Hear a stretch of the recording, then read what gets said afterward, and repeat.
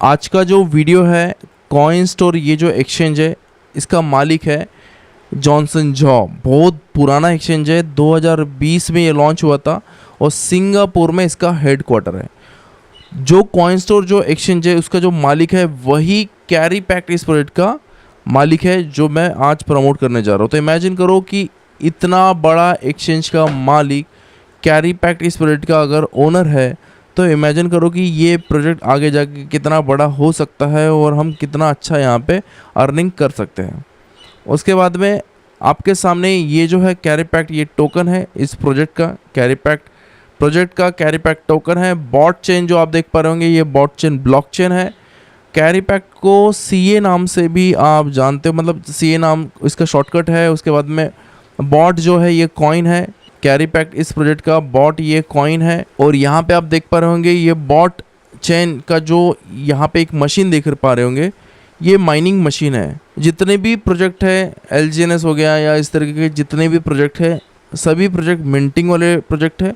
But ये जो project है कैरी पैक्ट, ये जो प्रोजेक्ट है इसका कॉइन जो है माइनिंग होके आता है। जैसे वर्ल्ड का अभी सबसे बड़ा कॉइन जिसका नाम है बिटकॉइन, वो भी माइनिंग होके आता है। और मार्केट में जितने प्रोजेक्ट है एलजीएनएस या एलजीएनएस के अलावा ऐसे ऐसे जितने भी प्रोजेक्ट है, और आज तक हम देखते आ रहे हैं, वो जितने भी है वो मिंटिंग वाले प्रोजेक्ट हैं। तो ये प्रोजेक्ट को खास करने वाली एक ही बात है कि ये कोई मिंटेबल टोकन नहीं है, माइनेबल टोकन है जैसे बिटकॉइन। आगे हम इसके बारे में और समझने वाले हैं। सबसे पहले यहाँ पे हम अर्निंग कितना कर सकते हैं उसके बारे में समझते हैं। तो यहाँ पे 3 तरीके की इनकम है। पहली इनकम है स्टैटिक माइनिंग, दूसरी इनकम है स्टैटिक स्टेकिंग और तीसरी इनकम है प्राइस अगर इंक्रीज होता है वहाँ से आप कमाते हो। स्टैटिक माइनिंग मतलब क्या, आप इतना तो समझ गए होंगे कि ये माइनिंग वाला प्रोजेक्ट है। तो माइनिंग से आप यहाँ पे 1.3% पर डे आप यहाँ पे अर्निंग कर सकते हो। और माइनिंग भी फेक माइनिंग नहीं है, सॉफ्टवेयर बेस्ड माइनिंग नहीं है, हार्डवेयर बेस्ड रियल माइनिंग है। ठीक है, नहीं तो मिंटिंग करवा के माइनिंग का नाम बता के प्रोजेक्ट चलाते हैं, ऐसा कुछ नहीं है। आपके सामने ये मशीन आपको दिखेंगे, तो मशीन के द्वारा ये माइनिंग होता है। ठीक है, तो उसके बाद में हम आगे आते हैं। तो जैसे आप पर डे 1.3% पर डे अगर आप स्टैटिक माइनिंग से कमा सकते हो, उसी तरीके से आपको जो 1.3% पर डे आ रहा है वो अगर आप विड्रॉल नहीं करते हो और उसको आप स्टेक पे लगाते हो, तो स्टेकिंग से आपको एडिशनल 1% आएगा। एडिशनल 1%, जैसे यहाँ पे आप देख पा रहे होंगे, एडिशनल 1% अर्निंग कर सकते हो। तो आपने स्टेकिंग से अर्निंग किया, उसके बाद में माइनिंग से आपने अर्निंग किया, उसके बाद में स्टेकिंग से अर्निंग किया, और दोनों ही इनकम को अगर आपने रखा और उसका प्राइस बढ़ा तो प्राइस का बेनिफिट अलग से। ठीक है, मतलब कहने का मतलब है 1.3% पर डे प्लस 1% एडिशनल, आप यहाँ पे इतना अर्निंग कर सकते हो। उसके बाद में यहाँ पे ये जो सिस्टम है, जैसे मैंने आपको शुरुआत में बताया था कि ये जो प्रोजेक्ट है ये माइनिंग वाला प्रोजेक्ट है। तो मिंटिंग वाला प्रोजेक्ट और माइनिंग वाले प्रोजेक्ट में डिफरेंस मैं थोड़ा समझा देता हूँ, क्योंकि मार्केट में आज तक मैंने तो कभी भी माइनिंग वाला प्रोजेक्ट देखा नहीं है। ये कैरी पैक्ट ही इसको माइनिंग वाला प्रोजेक्ट है, यही इसको यूनिक बनाता है। और दूसरा जो है, इसके ओनर बहुत बड़े बैकग्राउंड के साथ ये प्रोजेक्ट आया है। कॉइन स्टोर का मालिक मजाक नहीं है, इसको बना रहा है तो ऐसा ही आलतू फालतू काम नहीं करेंगे वो, इस लेवल का ही काम आपको यहाँ पे दिखेगा। तो जैसे कि यहाँ पे आप देख पा रहे होंगे बीटीसी एक बहुत बड़ा कॉइन है और ये माइनिंग वाला कॉइन है। और बीटीसी को भी अगर आपको माइनिंग करना है तो इस तरीके की मशीन्स आपको लगती है, तभी जाके आप बिटकॉइन माइनिंग कर सकते हो। उसी तरीके से कैरी पैक्ट का भी वही हाल है। कैरी पैक्ट भी अगर माइनिंग करना है तो आपको इस तरीके की मशीन लगेगी, मगर मिंटिंग टोकन में वो होता नहीं है।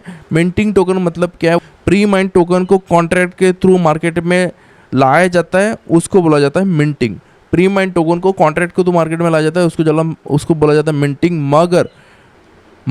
मगर माइनिंग में क्या होता है, माइनिंग में कंप्यूटिंग पावर का यूज़ करके मतलब आपके सामने ये जो मशीन दिख रही है, इस तरीके की मशीन यूज़ होती है जहाँ पे कंप्यूटिंग पावर जनरेट होता है। कंप्यूटिंग पावर मतलब उसी को बोला जाता है हैश रेट। तो कंप्यूटिंग पावर का यूज़ करके बीटीसी माइनिंग होता है, कैरी पैक्ट माइनिंग होता है। ठीक है, तो कंप्यूटिंग पावर का यूज़ करके ये माइनिंग होगा, उसी को बोला जाता है माइनिंग। मगर मिंटिंग में ये चीज़ें नहीं होती। मिंटिंग में इस तरीके की किसी भी मशीन का यूज़ नहीं होता है, और मिंटिंग जो है एक्सपेंसिव नहीं होता है, माइनिंग बहुत एक्सपेंसिव होता है। क्यों?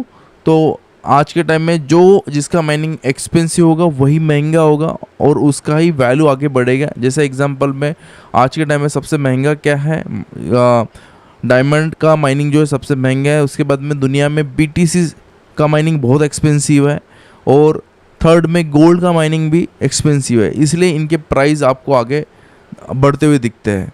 तो सिंपल है, जिसका माइनिंग डिफ़िकल्ट होगा उसका आगे जाके वैल्यू बनेगा। सीधा सीधा समझ जाओ कि माइनिंग बहुत एक्सपेंसिव होता है, मिंटिंग उतना एक्सपेंसिव नहीं होता है।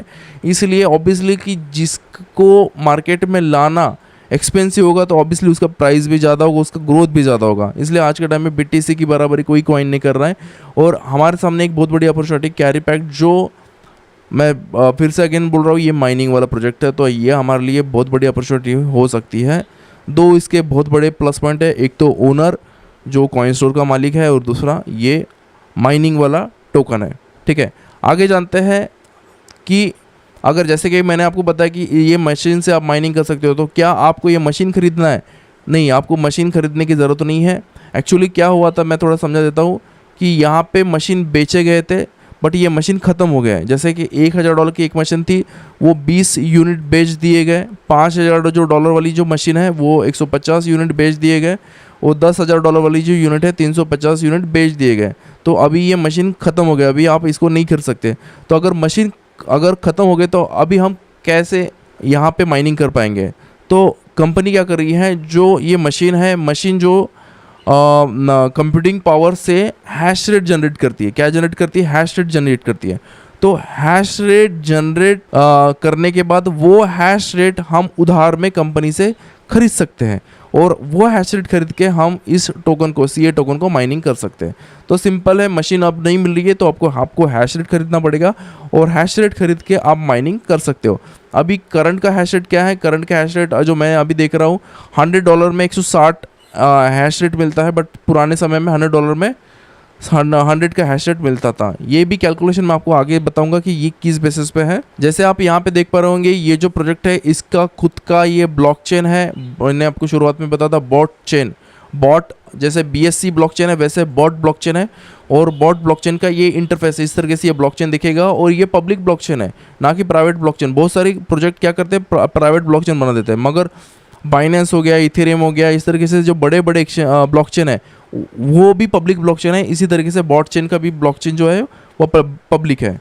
उसके बाद में हम यहाँ पे आते हैं, ये ब्रिज है। ब्रिज क्या है? ब्रिज ये एक कॉइन को दूसरे कॉइन में कन्वर्ट करने का, मतलब जैसे आपके तरफ USDT पड़ा है, उसी USDT को आप दूसरे ब्लॉकचेन की USDT में कन्वर्ट कर सकते हो। जैसे आपके तरफ अगर बॉट ब्लॉकचेन का USDT है और आपको कन्वर्ट करना है इथेरियम ब्लॉकचेन में या बाइनेंस के ब्लॉकचेन में, तो आप इस ब्रिज का यूज़ कर सकते हो। मतलब कहने का मतलब सिंपल समझो कि ब्लॉकचेन टू ब्लॉकचेन कन्वर्जन का काम ब्रिज का काम करता है। तो बॉट ब्लॉकचेन पे ये आपको ब्रिज भी मिलेगा, जिस वजह से इनका जो टोकन है, इनका टोकन बॉट ब्लॉकचेन पे मिलेगा, तो उसको आप इनके ब्लॉकचेन में कन्वर्ट कर सकते हो।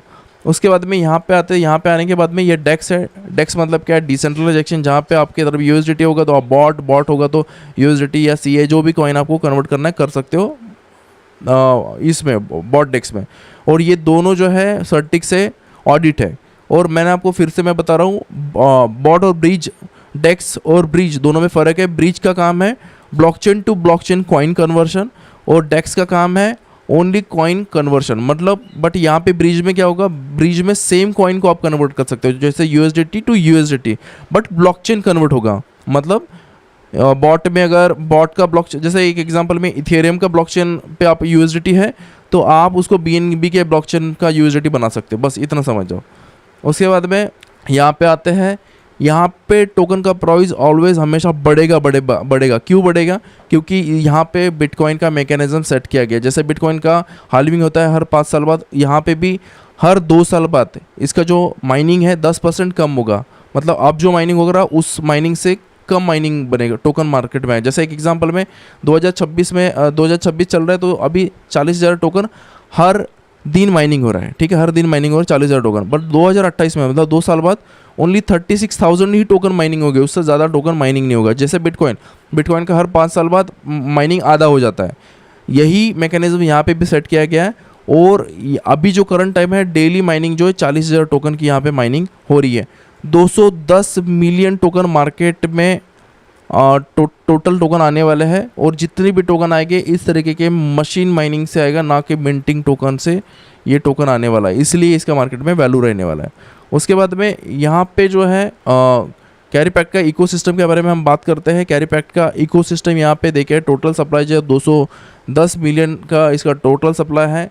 उसके बाद में अलोकेशन देखें कि 210 मिलियन कैसे डिस्ट्रीब्यूट होगा, तो 10 मिलियन जो है स्वैपिंग में जाएगा और 200 मिलियन जो है हमें पूरा डिस्ट्रीब्यूट किया जाएगा। कैसे डिस्ट्रीब्यूट किया जाएगा इसके बारे में बता देता हूँ। तो ये मैंने आपको पहले ही बताया था कि 2 साल बाद माइनिंग ये होगा, और उसके बाद में 200 मिलियन टोकन आएंगे कंप्यूटिंग पावर से। कंप्यूटिंग पावर मतलब वही माइनिंग से, ठीक है। वही मैं यहाँ पे देखें ये जो टोकन आएगा कंप्यूटिंग पावर से आएगा, ना कि मिंटिंग से आएगा, ठीक है।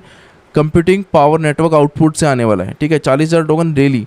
बट ये डिस्ट्रीब्यूशन कैसे होगा, यहाँ पे आप देख पा रहे होंगे डेली एमिशन। डेली एमिशन मतलब जो 40,000 टोकन जो डेली आएंगे वो डिस्ट्रीब्यूशन कैसे होगा। 40,000 टोकन जो है जो डेली आएगा, डेली में से 42% हैश रेट माइनिंग में डिस्ट्रीब्यूट होगा। जो हैश रेट बाय करेंगे हम में आएगा, मतलब 16,800 टोकन। उसके बाद में 18% POS आउटपुट, मतलब ये जो होता है स्टेकिंग। जैसे मैंने आपको बताया कि अगर माइनिंग करोगे तो माइनिंग से तो इनकम आपको आएगा, मगर वही इनकम अगर आप स्टेक करते हो तो स्टेकिंग से, प्रूफ ऑफ स्टेक बोलेंगे इसको, प्रूफ ऑफ स्टेक से भी आपको इनकम आएगा। और प्रूफ ऑफ स्टेक में 7,200 टोकन बांटने वाले हैं। उसके बाद में नीचे आते हैं 35% डायनेमिक रिवॉर्ड में, मतलब 14,000 टोकन जो है वो नेटवर्किंग में डिस्ट्रीब्यूट होने वाले हैं। 3% जो टोकन है वो डाउ में, मतलब 3% टोकन डाउ में, मतलब 1200 टोकन है डाउ में डिस्ट्रीब्यूट होने वाले हैं। और डाउ मतलब एक यहाँ पे एक रैंक है, रैंक में आपको मिलेगा। और 2% फाउंडेशन मतलब डेवलपमेंट में 800 टोकन डेली, जो ये डेली डिस्ट्रीब्यूशन की बात हो रहा है। ये जितने भी डेली टोकन है इस तरीके से डिस्ट्रीब्यूशन होते जाएगा। 2% फाउंडेशन में होने वाला। मेरे ख्याल से टोकन का डिस्ट्रीब्यूशन जो डेली आएगा मार्केट में माइनिंग से, वो किस तरीके से होगा आप ये समझ गए होंगे। उसके बाद में यहाँ पे आप देख पा रहे होंगे हाउ टू पार्टिसिपेट, इस सिस्टम में कैसे आप आ सकते हो। सिंपल है, मैंने आपको शुरुआत में बताया था। मिनिमम यहाँ पे $100 से आप एंट्री कर सकते हो, और $100 में आपको हैश रेट मिलेगा। हैश रेट से माइनिंग होता है। और ये स्टैटिक माइनिंग की कैलकुलेशन कैसे निकलता है, जैसे मैंने आपको बताया था कि अभी जो इनकम आप कर रहे हो 1.3% है, बट ये 1.3% इनकम कैसे आता है। कुछ नहीं, आप जो डेली माइनिंग है, डेली माइनिंग 16,800 इंडिविजुअल, मतलब आपको कितना आपने हैश रेट बाय किया और टोटल नेटवर्क हैश रेट कितना है, यहाँ से आप इतना आउटपुट आप निकाल सकते हो। तो इस हिसाब से 1.3 ये आउटपुट निकलता है। जैसे कि यहाँ पे एक एग्जांपल में, किसी ने अगर 1600, मतलब ये 1600-800 जो करंट टोकन है डेली माइनिंग होता है, मतलब माइनिंग आप कर रहे हो उसमें से, वो मैं थोड़ा सा एक्सप्लेन कर देता हूँ। थोड़ा पीछे जाते हैं तो पीछे आपको समझ में आएगा। ये क्वांटिटी 42% जो हैश रेट माइनिंग में जो डिस्ट्रीब्यूट होगा, मतलब 16,800 जो टोकन है, इसको मैंने यहाँ पे ऐड किया है। यहाँ पे आप देख पा रहे होंगे ये टोकन है। और यहाँ पे जो है आपने $1,000 अगर आप इन्वेस्ट करते हो तो इतना आपको हैश रेट मिलता है इनटू टोटल हैश रेट। तो उसके बाद में डेली जो माइनिंग है टोकन, इतना डेली अर्निंग होता है। डेली अर्निंग जो टोकन है इनटू करंट रेट जो है, और पर डे जो है $12 पॉइंट समथिंग डॉलर आप अर्निंग कर रहे हो। इसको अगर 30 से गुना करते थे तो $380 आप अर्निंग कर रहे हो। मतलब $1,000 डाल के $1,000 डिपॉजिट करके $380 आप अर्निंग कर रहे हो। तो ये इस तरीके से आप कैलकुलेशन निकाल सकते हो कि डेली आप अर्निंग कितना कर सकते हो। तो ये एक कैलकुलेशन करने का मैथ है, इतना समझ जाओ, ठीक है। उसके बाद में हम नीचे आते हैं। यहाँ पे आप देख पा रहे होंगे ये है स्टैटिक स्टेकिंग मतलब जैसे मैंने आपको शुरुआत में बताया था कि अगर आप जो भी आपको प्रॉफिट आता है वो विड्रॉल नहीं करते, और आपको अगर आप प्रॉफिट को अगर आप स्टेक लगाते हो तो स्टेक का 1% आता है। उसके बारे में ये है, उसको बोलते हैं प्रूफ ऑफ स्टेक। और यहाँ पे एक खासियत है, यहाँ पे आपको डेली 1% तो इनकम आएगा, बट वो जो इनकम आएगा वो ऑटोमेटिकली कंपाउंडिंग होगा। और सबसे इंपॉर्टेंट बात, यहाँ पे आप उस प्रॉफिट और प्रिंसिपल को कभी भी आप विड्रॉल कर सकते हो। मगर जब भी आप विड्रॉल करो, विड्रॉल में यहाँ पे आपको 5% स्लिपेज लगेगा, और 5% स्लिपेज मतलब स्वैपिंग चार्ज या स्लिपेज चार्ज जो भी है लगेगा। उसमें से 1.8% जो है लिक्विडिटी में चले जाएगा, और 3.2% जो है नोड बाय के मतलब जिन्होंने माइनिंग मशीन खरीदा उनमें बढ़ जाएगा। तो ये हो गया पूरा सिस्टम के बारे में, मतलब टोकन के बारे में। अभी हम डायनेमिक टीम रिवॉर्ड के बारे में बात करते हैं कि नेटवर्क से आप यहाँ पे कितना अर्निंग कर सकते हो उसके बारे में बात करते हैं। तो यहाँ पे आप जो है यहाँ पे आप देख पा रहे होंगे 35,000 टोकन जो है डायनेमिक पूल रिवॉर्ड में डिस्ट्रीब्यूट होने वाला है। और डायनेमिक पूल रिवॉर्ड में जो 35,000 टोकन जो डिस्ट्रीब्यूट होने वाला है तो उसका कैलकुलेशन निकलता है 14,000 टोकन। मैं थोड़ा सा पीछे जाके आपको एक्सप्लेन कर देता हूँ, एक बार दिखा देता हूँ। यहाँ पे देखो, जैसे मैंने आपको बताया था कि 40,000 टोकन जो डेली आएंगे, 40,000 टोकन में से 35,000 टोकन डायनेमिक पूल रिवॉर्ड में डिस्ट्रीब्यूट होगा, मतलब 14,000 टोकन डिस्ट्रीब्यूट होने वाला है, ठीक है। और 14,000 टोकन को अगर हम कैलकुलेट करते हैं, यहाँ पे आते हैं तो ये है 14,000 टोकन। और 14,000 टोकन में से यहाँ पे 14,000 टोकन में से यहाँ पे 50% टोकन डिस्ट्रीब्यूट होने वाले हैं। यहाँ पे आप ध्यान रखना, ये इसका नाम है डायनेमिक टीम रिवॉर्ड 1 और डायनेमिक टीम रिवॉर्ड 2। यहाँ पे आप देख पा रहे होंगे, मैंने ये जानबूझ के 1 और 2 किया है क्योंकि समझने के लिए है, ठीक है। क्योंकि बाकी लोग समझ नहीं, बाकी पीडीएफ में थोड़ा सा अलग देके मैंने आप लोगों के लिए डिज़ाइन किया प्रॉपर समझाने के लिए। और इसके साथ और एक चीज़ मैं बताता हूँ, जो भी बंदा मेरे साथ ज्वाइन करेगा मैं उसको 1 लेग दूंगा, क्योंकि मैं 2-3 यहाँ पे तो 10 लेग खोल के भी आप काम कर सकते हो, बट मैं 10 लेग पे काम नहीं करूँगा, मैं 2 लेग पे काम करूँगा और मैं आपको 1 लेग में हेल्प करूँगा, ठीक है। तो यहाँ पे 14,000 जो टोकन है, 14,000 टोकन में आधे टोकन इसमें डिस्ट्रीब्यूट होने वाले हैं। डेली जो 14,000 टोकन आएगा, डेली 14,000 टोकन में से आधे यहाँ पे डिस्ट्रीब्यूट होने वाले हैं, मतलब 7,000 टोकन। तो 7,000 टोकन कैसे डिस्ट्रीब्यूट होने वाले हैं, इसके लिए आपको करना क्या है, इसके लिए आपको यहाँ पे फर्स्ट टारगेट है 3,000 USDT का। 3,000 USDT का आपको बिजनेस देना है वीकर लेग में। जैसे एग्जांपल में वीकर लेग मतलब क्या है, जो सबसे बड़ा लेग होता है वो पावर लेग है, जो छोटे छोटे लेग होते हैं उसको वीकर लेग। जैसे आप जैसे एग्जांपल में यहाँ पे एक रॉन्ग हो गया है, ये जो V1 है उसको V1 को हटा दो, इसको आप कैलकुलेट मत करना, यहाँ पे कोई V1 रैंक नहीं है, क्योंकि 3,000 U का बिजनेस देते हो तो आपको कोई रैंक अचीव नहीं करोगे। मगर यहाँ पे आप डेली जो है $15 से लेके $20 पर डे आप यहाँ पे अर्निंग कर सकते हो। $15 से $20 पर डे, ठीक है। बस उसके लिए करना क्या है, आपको जो पावर लेग है, जो सबसे बड़ा लेग है, वहाँ पे आपका $3,000 का बिजनेस चाहिए। और जो वीकर लेग है, ये वीकर लेग 3 लेग मिला के भी हो सकता है या फिर सिंगल लेग भी हो सकता है, ठीक है।